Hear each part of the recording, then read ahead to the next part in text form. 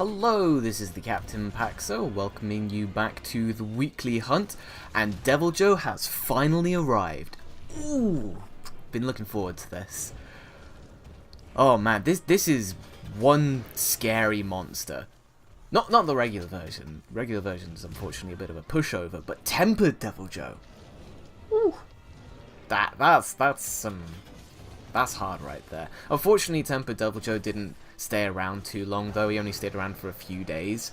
And in those few days I only managed to do 1 or 2 attempts against tempered Deviljho, of which I failed both of them. So I never actually managed to beat tempered Deviljho. I was hoping he was going to stay around for a little bit longer. Like I was hoping he was going to stay around for like 2 weeks, so I'd have time to actually prepare and get some stronger stuff. And well, when I was like actually ready to take on tempered Deviljho with my sleep bombing setup, he disappeared off of the events board. I was like, ah, damn it, I should have done this sooner. But hindsight is 2020, and at some point tempered Deviljho will return, hopefully in the spring event that releases on April 6th, I think it is. It's kind of funny that when I saw the notice in-game when you log in, it's like, oh, Spring Festival event is on the 6th of April. It says 06. No, it said 04/06/2018, which is an American date. And I'm obviously British, in case you couldn't tell. And in Britain, the numbered dates go day, month, year. In America, it's month, day, year for some strange reason. So when I saw that, I was like, hang on a minute, it doesn't come out on the 4th of June. It comes out on like the 6th of... Oh wait, it's an American date. That shit causes way more confusion in video games than it should. It's very frustrating that they don't like localize it for the UK, or you know. Anyway, I get through it though. Just requires a little bit more thinking on my part. But this is Deviljho, and for some reason he can breathe dragon breath. Like Deviljho's apparently an elder dragon. I mean, he's not technically an elder dragon. He's a brute wyvern, but you know, his power, it matches that of elder dragons. Well, again, I have to specify tempered Deviljho, because regular Deviljho is a real pushover. He doesn't do that much damage, and he actually dies rather quickly. But as I stated, tempered Deviljho, that's a whole nother story. This is a bit unfortunate though. I'm not really sure what Deviljho is doing right here. He's kind of stuck in this corner. I'm thinking like, has the pathing just glitched out or something? Like what's going on here? But then he starts nomming on the bushes, and I'm thinking, is he eating? Is that what's going on? Or maybe he was waiting for an Apsaros or an Aptonoth or something to spawn so he could eat that. Maybe that's where the Aptonoth actually spawn. I don't know. But it looked really goofy, and I'm kind of glad that I managed to catch it, because it was kind of funny. Oh dear. But this guy is absolutely huge. Like, I knew he would be huge. I knew all of the stuff about him pretty much, but it really doesn't change like actually fighting him for the first time yourself. Like, you can see all the footage that you want on him. When you fight him for the first time yourself, it is a completely different experience. And that goes for, like, any video game, really. You can watch all the footage you want in the world, but when you're actually playing, it's completely different. And that's just, like, one of the things about video games. You know, you could watch someone play, say, well, Monster Hunter, for example, and you can say, oh, well, you should have dodged there, you should have used this move here. But, you know, hindsight is 2020, and when you're on the outside, it's very easy to criticize. Whereas when you're playing and you're in the heat of the moment and you're not really sure what's going on, you're just sort of doing things as they happen, reacting to them on the spot, it can be really hard to catch these things, you know?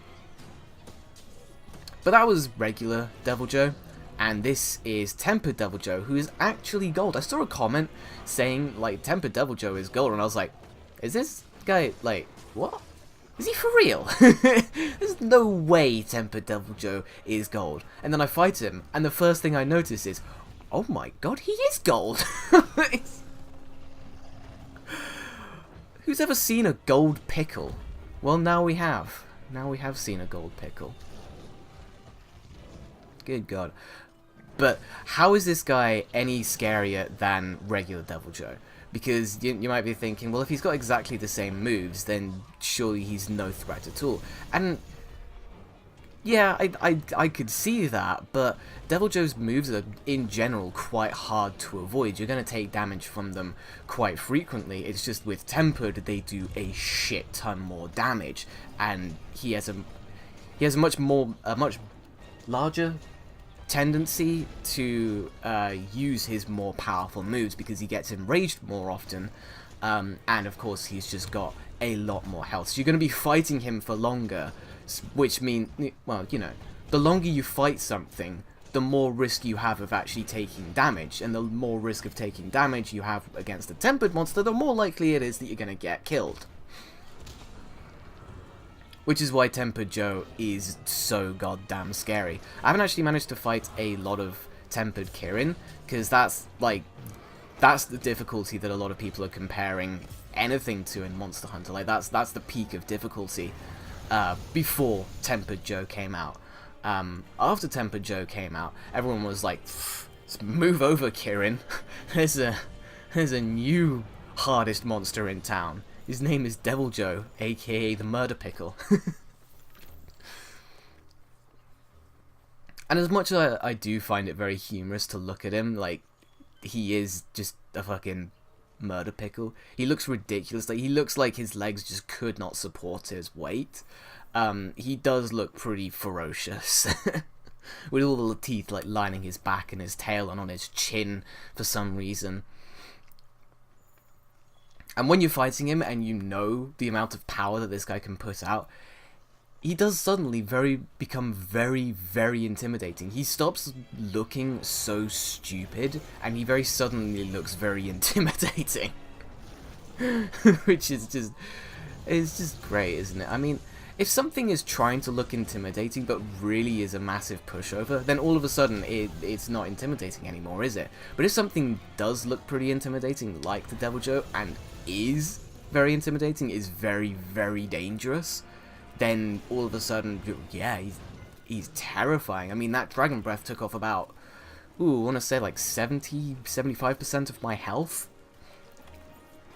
Whereas before, it would take off like maybe 25%. Like, it really doesn't do that much damage against regular Joe. But Tempered, oh my god, did they ramp up the damage. It kind of brings up an interesting topic of, like, is it okay to just ramp up damage numbers, or numbers in general, just to increase difficulty? And I think, like,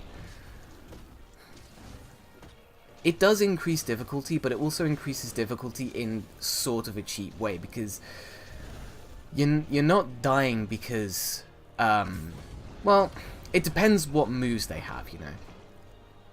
It depends what their capabilities are. If it's just some, like, ridiculously powerful monster that can just hit you with absolutely everything and anything, and then they ramp up the numbers to ridiculous, like they do with Tempered Kirin, then a lot of people are going to get very frustrated with it, because they're going to feel cheated. Whereas if they ramp up the numbers with moves that are very easily avoidable, but in certain, well, not easily avoidable, you can see them coming, you can avoid them, but if you don't avoid them, they do a lot of damage. I feel like that's a bit better difficulty, especially if, like, the moves are maybe not necessarily, well, there has to be a balance in the difficulty of being able to avoid their move. That hip check, by the way, that hip check almost one-shot me. I mean, I wasn't at full health, but it killed me in one go. It did crap tons of damage.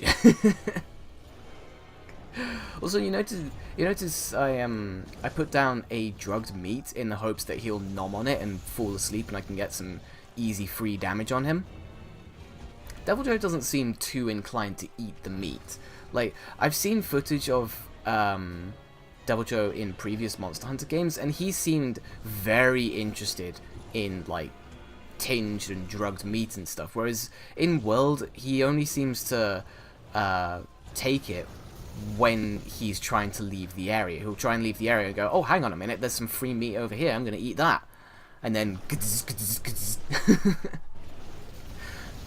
Which is a little bit frustrating when you're fighting him and you're like, come on, just eat it, just eat it. You're very hungry, you're always hungry. You want this, or you see him exhausted and you're like, come on, you're exhausted, eat it, eat it. No? No eat. Alright then. As the hip check does 75% of my damage, my health. I think the amount of damage that you take from his hip check depends on what part of the animation you get hit by. If you get hit by it very early on in the animation, then I don't think it does as much damage as if you get hit by the apex or like the final few frames of it or something like that. I'm not too sure, it's very anecdotal, but it just seems like that because the damage is very inconsistent as I waste that flash fly. Like a complete schmuck. But now that I've seen how powerful that hip check is, I am fucking terrified of it. You know? I get hit by that and I have the potential to be one shot. But then tempered monsters in general aren't really anything to sneeze at, you know. They can do a crap ton of damage. I was fighting a tempered Azure Rathalos the other day, and I had, I think it was 12 fire resistance, which is a decent amount. I mean, it's not the best, but it is pretty damn good, you know. So 12 fire resist. I had 3 health boost charms, so I had a total of 150 health. My health bar was at about 80%, and you know that fireball that Azure Rathalos does when he enrages, he roars, and then he flies up and shoots the fireball directly down as he's flying away. That one-shot me. With 12 fire resist and, you know, 80% of 150 health. It was... alright. You know, it might have even been a bit more than 80%, I'm not too sure. But I was very surprised, and it just goes to show, you can't really underestimate tempered monsters. They do a lot of damage. It's just, how do their moves work, you know? Are their moves easy to avoid, like, let's say, Gyros or something, I don't know. Or are they very difficult to avoid, like Deviljho? You know? There's a hip check. Oh my god. It's scary for me to just watch.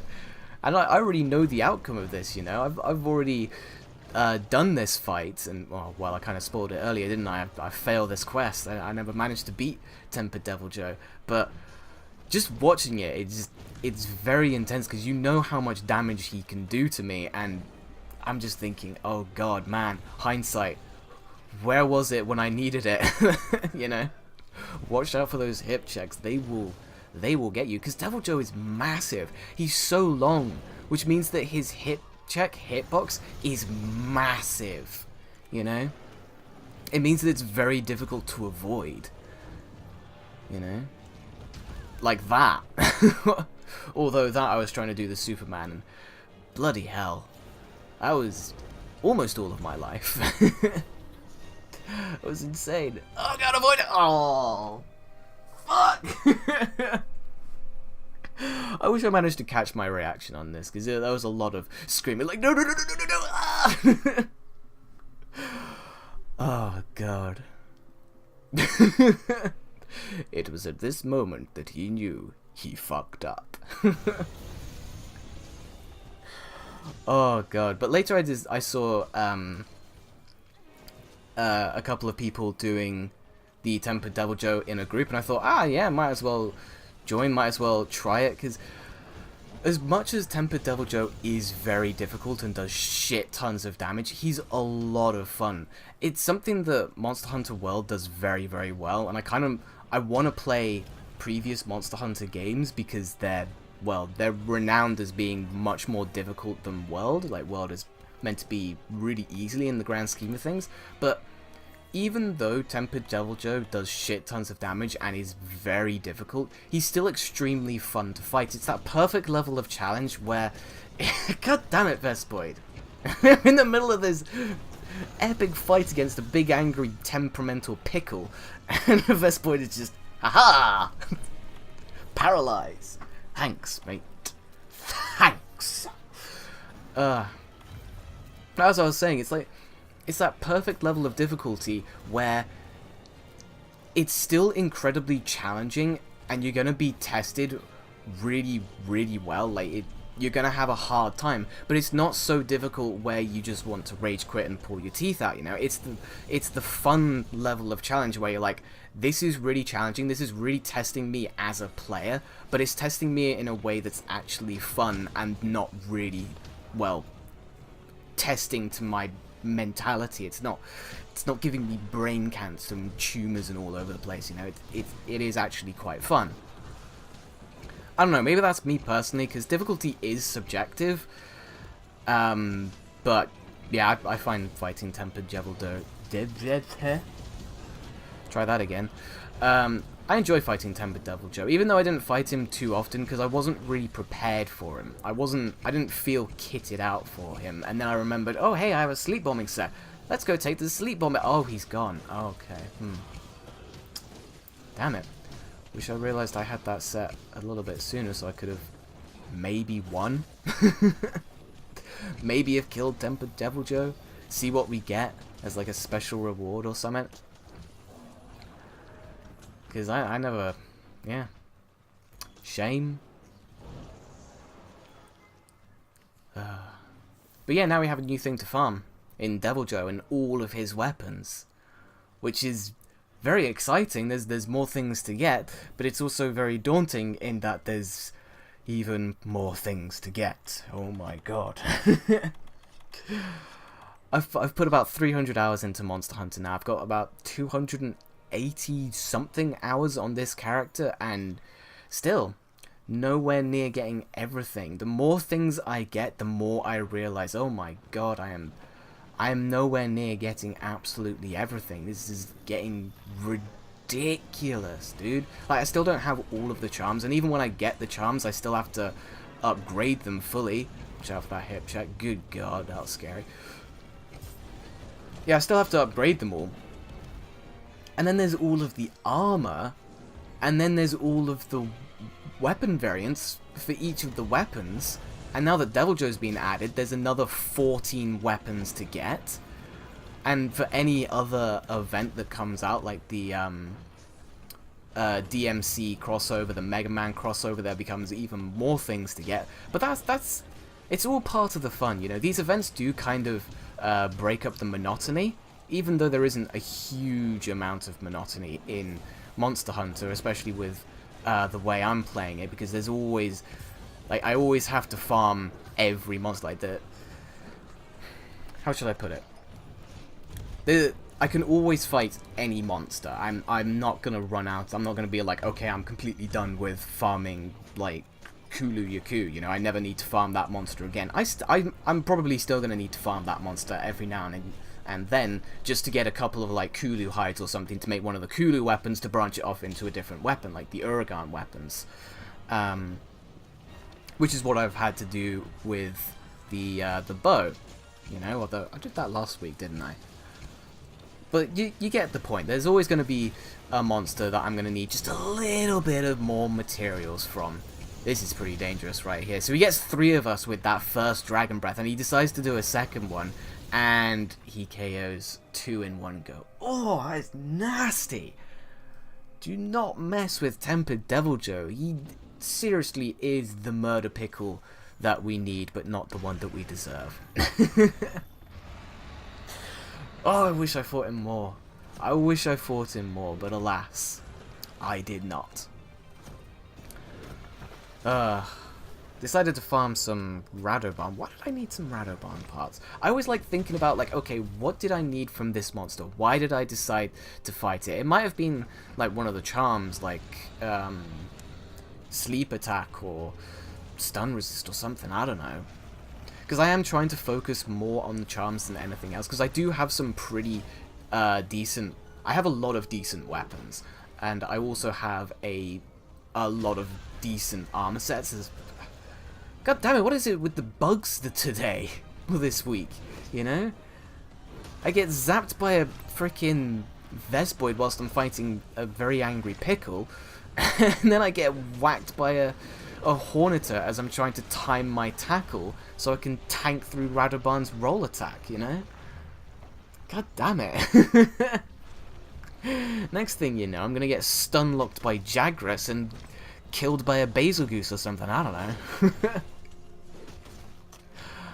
Oh dear. Good old Radoban, though. I've said it before, and I'll say it again, I really like Radoban, even though he is pretty much just a clone of Uragaan. Like, he might as well be a subspecies of Uragaan. They're so similar, apart from, like, well, their diet and where they live. The only thing that Radoban is missing to be a lot more like Uragaan is being able to do the fire gas, because he can only do the sleep. But instead of dropping bombs that are timed on impact and stuff, it's more of like he throws instant impact attacks with the bones.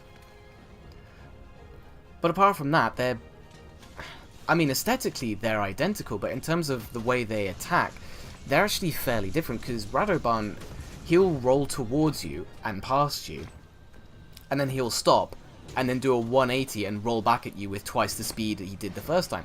Whereas Uragaan likes to roll around in circles and use the geometry of the level to kind of slide up a ramp and be able to turn around like that.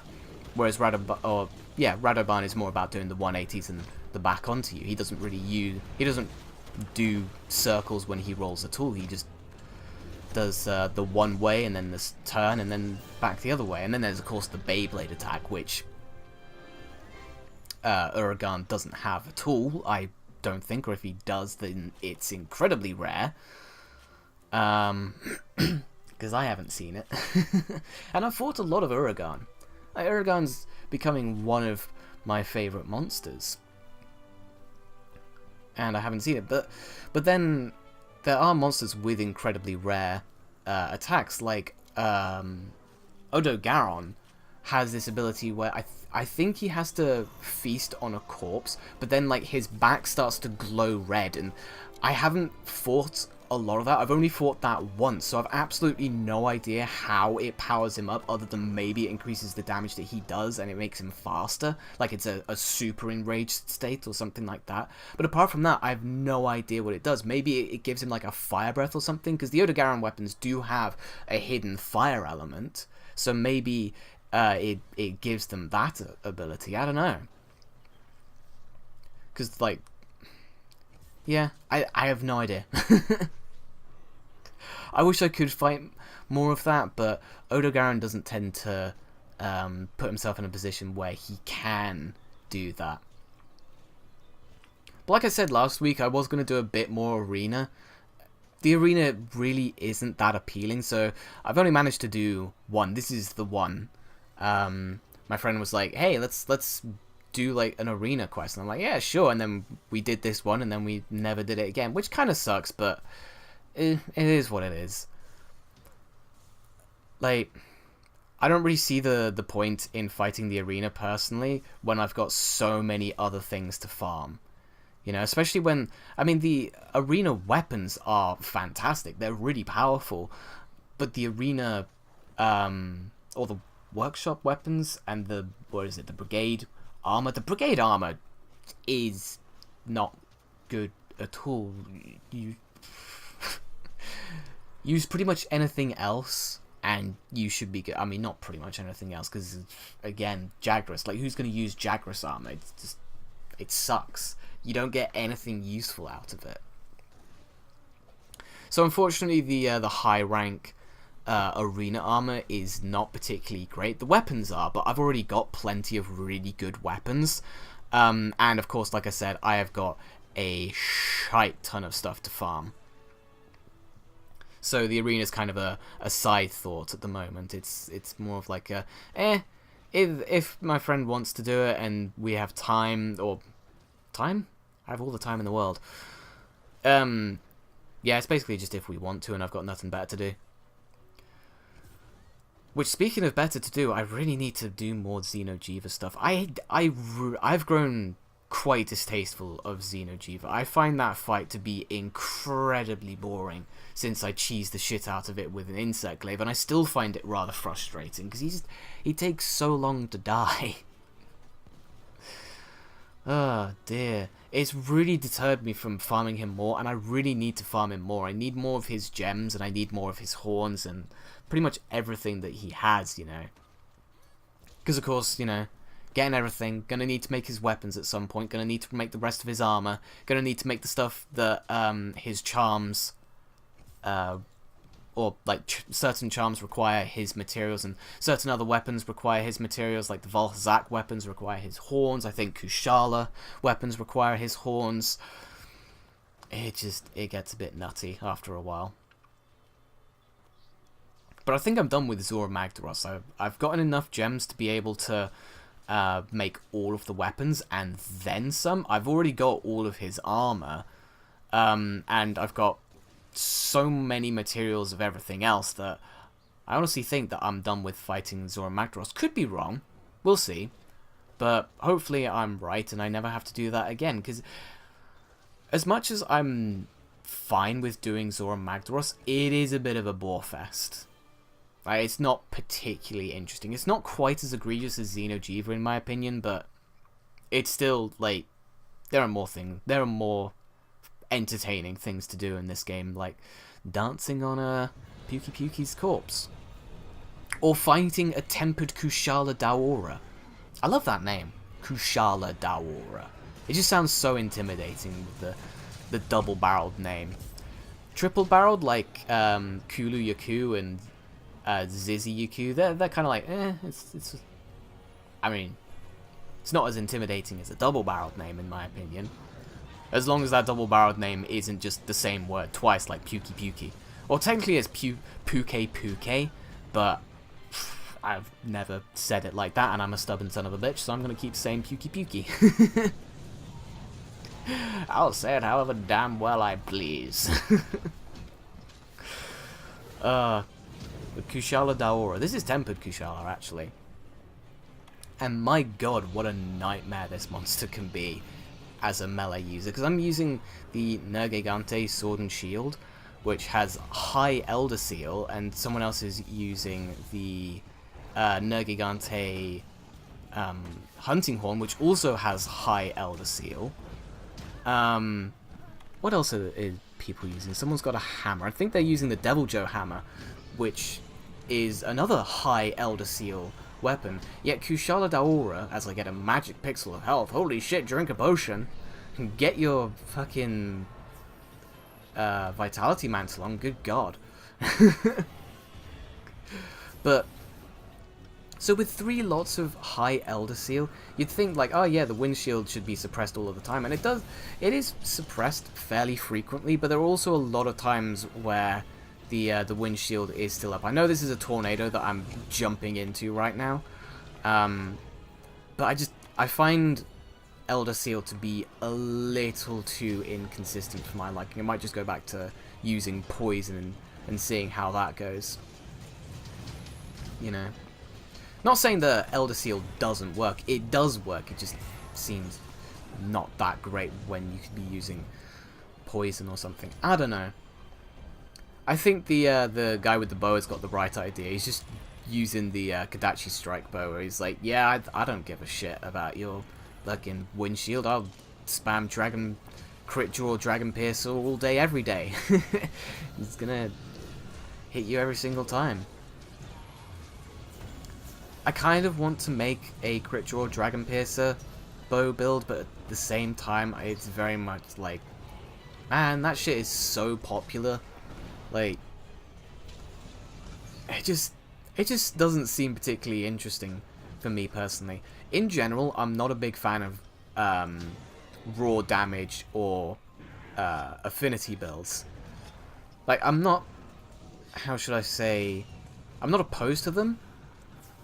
I just prefer to do different things. I prefer to work off status ailments like poison or paralysis or stun or sleep or whatever and go from there.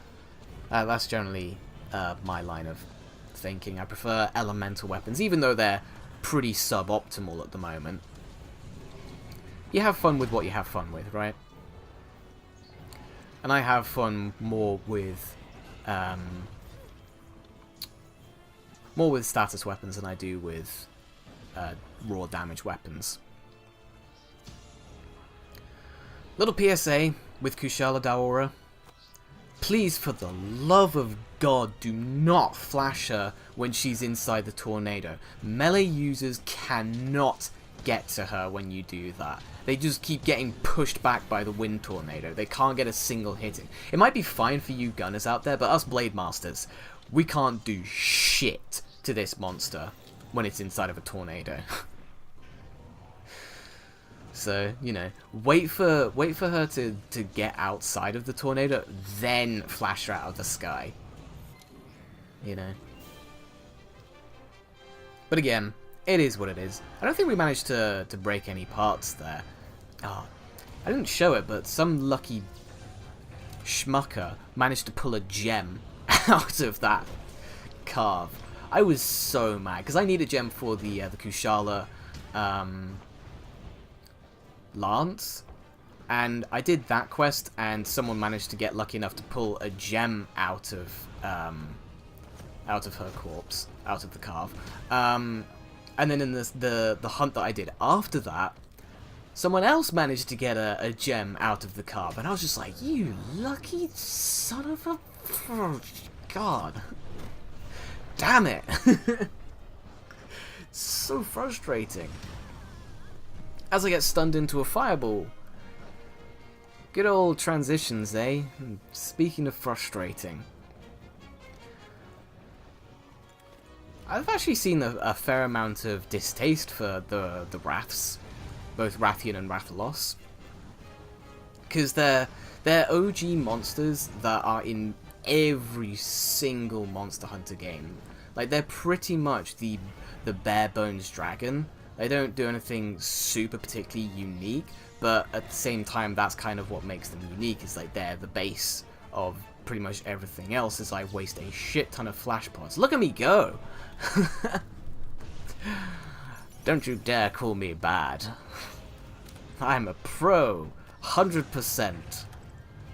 Total accuracy.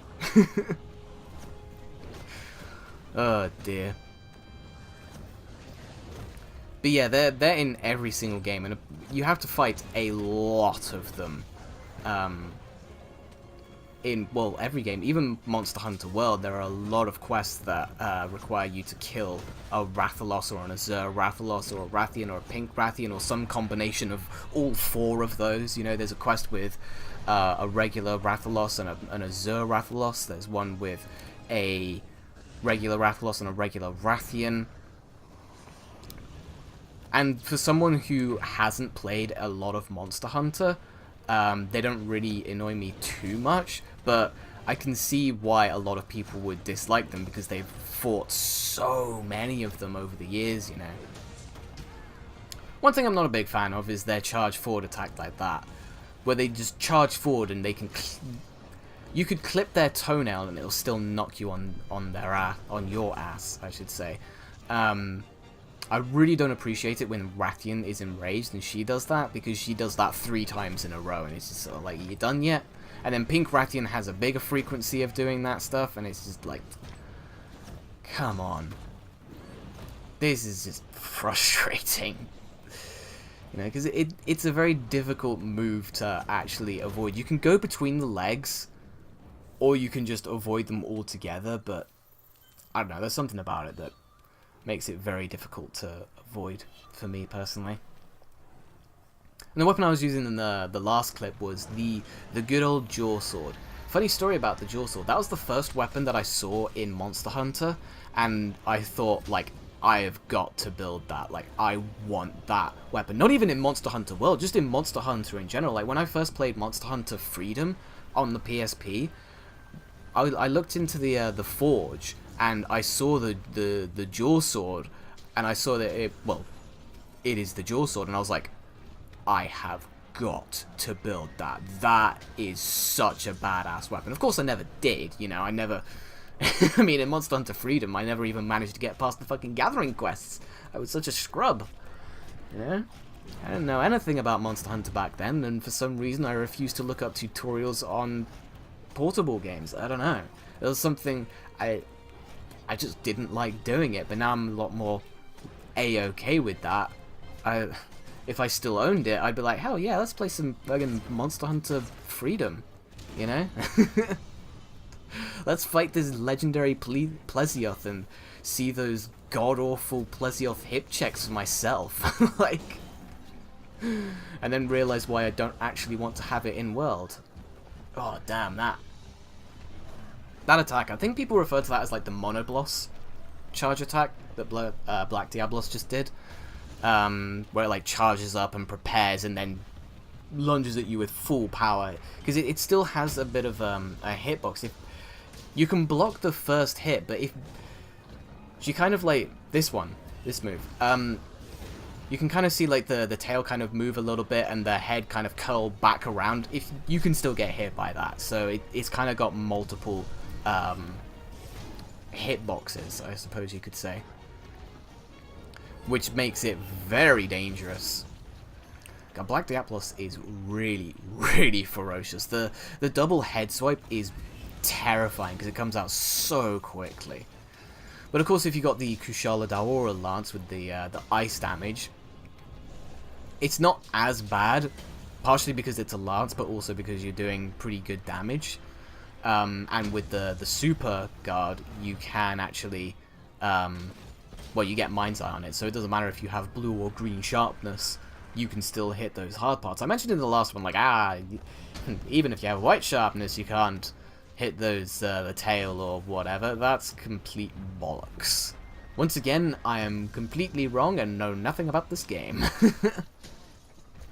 If you have white sharpness, you can still hit Black Diablos' horns and tail, and you won't bounce off. So that's just something really useful to know. I kind of want to make a marathon runner set on Lance, because the super guard, as I refer to it, it's a constant stamina drain, so that's essentially, well, it gets affected by Marathon Runner, and if you have a shit ton of Marathon Runner, it halves continuous stamina depletion. Pair that with something like Stamina Surge, you gotta have stamina for days at that point. Like, there's no way you're gonna run out when you spam the super guard. I always forget the name of it. I say it like every single time and I still keep forgetting it. Skills. But of course that kind of setup is pretty hefty, because like you're still gonna need some guard, because unless you have guard, even with the super guard, you can still there are certain monster rules that you still can't block, like the Black Diablos. Even if you do the super guard, if you don't have enough guard, or you don't have the guard up skill, then, well, you're going to take that raw. What are you doing, Aragon, trying to burrow under the ground? Get out of here. I've discovered that the hammer is incredibly powerful against Uragan, because Uragan is 3 weak to stun. And what does the hammer do? Well, it stuns. If you hit a monster in the head, that is. So that's what I'm doing. I've decided to start using the hammer against Uragan. Really liking it, actually. Especially this hammer in particular, the Bauna Flora. It's literally a goddamn flower. I'm bludgeoning monsters to death with a goddamn flower. And then sharpening it with a whetstone. Or a fish. Whichever one you prefer. I fucking love this game, dude. There's just such great absurdity in it. This must be placebo or something, but I find it so much easier to roll through monster wars when I use the hammer. I don't know if it's maybe the power charge giving me a couple more hyper armor frames during my roll, but I just find it so much easier. Maybe I've just fought Uragan that many times that I know exactly when he's about to roar. I don't know. But why the Bound Flora? Why not, like, the anything else? You know? Well, I like Poison. Poison is just a little bit more damage that kind of ticks away every second or two. Let's say half a second, just for consistency. Nice try, mate. Didn't really work out too well. But with the hammer, of course, you can KO a monster. And if you don't know, you can actually stack stuns in this game. So you can hit a monster with KO, and they can, like, flail around on the floor. And that might last, let's say, 5 seconds. I'm not actually too sure of the exact amount of time. But if it then gets paralyzed, it's not going to take the full 5 seconds of being KO'd. It's going to immediately go from being KO'd into being paralyzed. Which means you are missing out on a little bit of stun duration, which isn't the worst thing in the world. Of course, it's not suboptimal, but it's not the end of the world. But when you use something like Poison, of course, you have that damage constantly taking over, so you don't really have to worry about doing, like, accidentally stacking stuns. And like I said, I do quite like Poison, and when they're KO'd like this, you can quite easily stack quite a lot of poison, because a lot of people say that the hammer's pretty slow, and it doesn't hit all that often. And although, sure, it doesn't hit as often as, say, a straight sword or dual blades, it does still hit more often than a goddamn greatsword. It's about similar amounts to a longsword, so status and elemental weapons are still pretty good when it comes to the hammer. You know, and on top of that, they have some insane motion value on some of their attacks. Like with the Big Bang, every single consecutive hit is faster and deals more damage than the last. It all stacks up, and you end up doing incredible damage. And like I said, it gets faster every single time, so you are actually hitting fairly frequently. I mean, look at this. Look how many times I'm hitting this poor Uragan. You can't say that's not good for status. You know?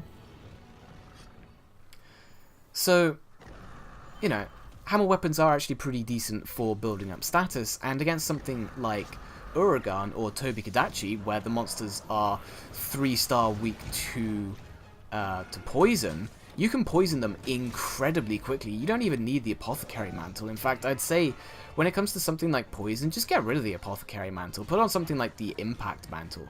Do more impact damage, get more KOs, because the poison, although I do like it, it's not a particularly, how should I say, necessary status effect to have. You're not like, I've got to get this poison on or else. Unless you're trying to fight like Kushala Daora and you would much rather not have her windshield active. But for the most part, it's like the poison's gonna happen at some point. It's not too big of a deal. It's a nice amount of, it's a nice bit of extra damage, but it's not the end of the world if I don't get it. Whereas with something like, say, Blast, or does Blast get affected by Apothecary Mantle? Because I know it doesn't get affected by Abnormal Attack Up. At least I don't think it does. But with something like Paralysis, the Apothecary Mantle starts to become a bit more, how should I say, useful. Or with Sleep or something like that, where you want to get these status effects off as quickly as possible so you can gain the benefits of it as quickly as possible and completely immobilize the monster. But of course with the hammer, I do that with this KO, as we chain a KO into a shock trap into another KO. It is just not looking good for this poor Tobi-Kadachi. Oh dear, and it's about to get even worse as well as I jump off some mushrooms and get a mount. This Tobi-Kadachi has not been able to do anything. It's been poisoned like 2 or 3 times at this point, KO'd, paralyzed, KO'd again, mounted, and now it's been trapped by some Grimulkins in the Ivy, and of course, once it gets out of that, it'll trip over, and I think I managed to KO it again. I'm not 100% sure. But either way, that is just a disgusting amount of free damage right there. Because if you haven't noticed, I'm using the flash fly cage for my calipo? Nice. My palico. Which allows me to kind of stack stuns kind of naturally. I mean, it's not incredible, it's not perfectly asynchronous, it's not going to happen exactly when I want it to, but that's just part of Monster Hunter, isn't it? I definitely need to try out other hammers, like the Zora Magdaros hammer and the Gyros hammer and the Radoban one. Oh, this is annoying. So I opened my map up there, not really so much to check where the tempered Rathalos was, but more so to check what the fuck Greenie was doing. And Greenie is AFK, and I said in the last episode, like, I really don't appreciate people going AFK. Like, I appreciate people who triple cart more than or, how should I say? I dislike people who AFK more than I dislike people who triple cart, because at least the people who triple cart are fucking trying. You know?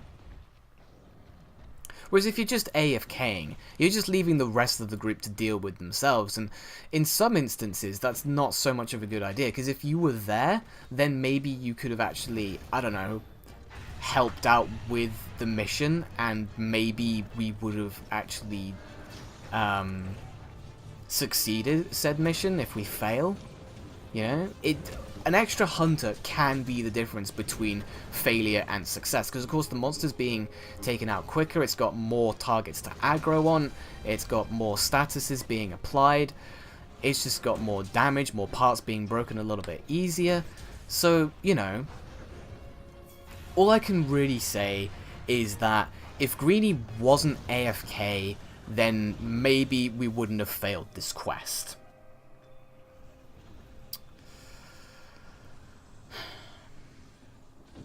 I literally don't care how bad of a player you are. As long as you're trying, you're doing well in my books.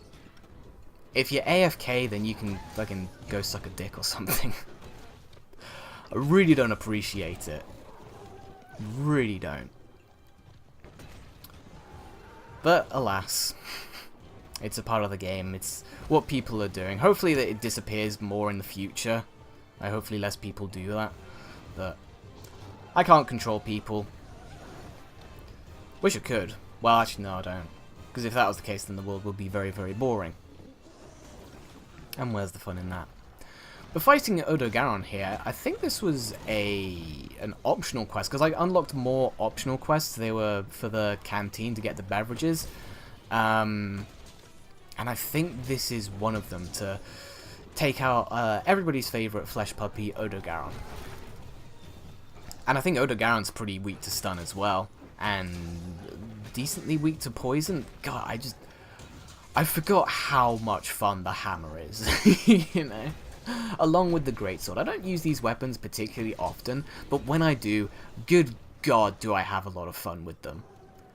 They are so powerful. There's something very simplistic about them. They're very simple weapons. They're not very technical like the charge blade. They're not particularly needy in terms of your playstyle like the charge blade, and they're not particularly needy in terms of your build setup. Like, they don't need 15 different skills like the charge blade. I shouldn't rag on the charge blade too much. It's an incredibly powerful weapon, and some people can make miracles happen with that weapon. I just suck all the ass with it. Look at this spawn as well. What a spawn! Right next to Odogaron. This Odogaron's huge, by the way. I think I said in the last episode that, like, I have a really hard time telling if a monster's big or small, but I mean, this Odogaron is huge. I think he's guaranteed to be huge in this optional quest as well. It's the one with the tempered Odogaron and the tempered Valhazak. It's the one that gives you the Rocksteady mantle. Good fun, actually. I like Odogaron. I need to fight more of him, but I've been kind of distracted with fighting stuff like Kushala Daora and, well, Uragan. Lots and lots of Uragan. So hopefully in the not too soon future. Is that the right way of saying that? Yeah, we'll go with it. In the not too soon future. Or no, it's the near future. The not too soon future is the bit more of a far future, isn't it? I'm dumb. So hopefully in the near future, I'll fight a bit more Uragan and get a few more of those gems and start upgrading my charms. What a fail right there. Here's my back. Take it. With the lance, you're meant to face your opponents, not turn your back on them, although that's kind of true with most weapons. But even more so with the lance, because the lance's shield is just ridiculously powerful. And I'm doing a piss poor job of showing you why the lance is so powerful against Odogaron. I've been trying to use the shield dash a bit more, because it's a really good repositioning tool that also allows you to block incoming attacks. It's basically an incredibly safe evade. And I know evade lancing was meta in previous Monster Hunter games, and I still have yet to try it out in World. But one day, along with everything else, maybe in the week of the lance when I do that. Still haven't started doing that, by the way. I've got way too many charms to farm right now, and I don't have a lot of any one particular weapon that's fully upgraded. I don't have any heavy bowguns or light bowguns. I have a couple of bows, a couple of lances, longsword, one or two longswords. I have a lot of the weapons that I really like. I don't have any charge blades that are fully upgraded. I don't have any dual blades, don't have any gun lances. But, you know, that's just the nature of the beast at the moment. But at some point I will start doing the week of. In fact, I might actually do week of this week. Not sure what I'm going to do, still, like, undecided on that. If you have a suggestion for what weapon you'd want to see me main in one of the upcoming weeks, then feel free to leave it in the comments below. And I will definitely do that. I might have an incredibly difficult time if it's something like the charge blade. I'm gonna probably want to pull my hair out a lot of the time, but I'm gonna give it a go. I'm gonna stay true to it, keep using the charge blade throughout that entire week, and we'll see what I think of it at the end of the week. You know, maybe I'll have turned around and gone, you know what, the charge blade is the best weapon in the game. Or maybe I'll still hate it. Maybe I'll hate it even more. But at the very least, I'll have a lot more fully upgraded charge blades for the completionist sake. Man, the weekly hunt has very quickly become my favourite part of the week. Just being able to compile all of these clips that I've gotten of these fights, like even this, where like you can't bloody see what's going on. There's so much effluvium. Get out of my face. But, like, yeah, it's been really fun to try and keep track of everything that I've been doing and what I've been upgrading and all of that sort of good stuff. I've gotten a couple more charms since last week. I got the earplugs charm and the part breaker charm. And, of course, I'm going to be upgrading more charms in the future. That's my main priority at the moment, because I feel like that's what's a lot of my builds are missing. I managed to get the guard charm upgraded to level 3, so now I only have to wear like one piece of armor that gives me level 2 guard. Or if I had 2 guard jewels, then I could just do that instead, and it'd be so much easier. But either way, upgrading charms is a really good idea, because it allows you to complete builds with maybe one less piece of armor, which allows you to make room for something less important, like something with a lot of gem slots, or jewel decoration slots, I should say, or something that gives you a little bit of extra whatever, like maybe attack boost, or critical boost, or weakness exploit, or whatever, you know, one of the secondary skills that you want to get, instead of having to focus purely on your primary skills and still finding a bit of a struggle in getting all of them, you know? So that's all been good. And of course, Decorations, man. Decorations, decorations, decorations. They'll come with time. But it's gonna take a very, very long time. Along with the stream stones. Those goddamn, like, sullied stream stones. I got 2 so far. I got one off of Kushala Daora, and I think I got one off of Teostra. They were both for the hammer. That's actually the reason why I started using the hammer a bit more this week, is because I was like, oh, hey, I've got 2 Warrior Streamstones for the hammer. That gives me enough to be able to get 1 augment if I wanted it. So maybe I should start using the hammer a bit more and make a decision on what I would want to use.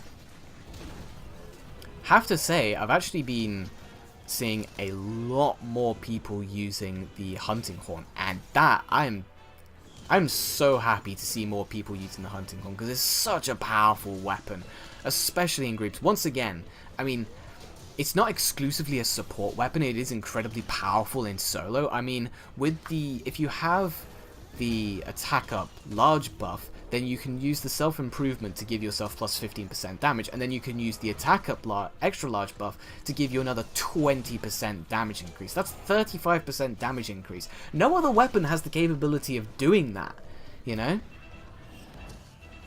And the hunting horn already has some pretty decent damage, so you multiply that with the 35% extra damage that you get and the mind's eye. I mean, how could you not love that? That's so good, and the capability of giving your teammates some really powerful buffs. But anyway, this week's been quite a lot of fun. Finally got some miniature crowns, actually. I thought I'd mention that. Like, oh man, it's taken so long. But anyway, here is my guild card for this week. Finally got, well, now I've got over 100 quests completed with the switch axe, and you can see just how much sword and shield I've used. I'm now up to, what is that, 61, 51? I can't quite read on this preview screen. We've changed up our palico just to look a little bit different because I was getting a bit tired with the death stench stuff. But apart from that, palico is completely unchanged. Of course, it's maxed out on everything. And we got a couple more trophies. And we did a couple more, well, one more arena quest. But yeah, finally got a goddamn miniature crown. It's taken so long. I got pretty lucky on the Black Diablos one, actually. That was only like my third or fourth hunt against Black Diablos. Got pretty lucky on that. And the other one was on a Kulu Yaku, which I've hunted like, what, 68 times. But anyway, I'll leave you with the rest of my guild card, so thank you very much for watching, and I'll catch you next time.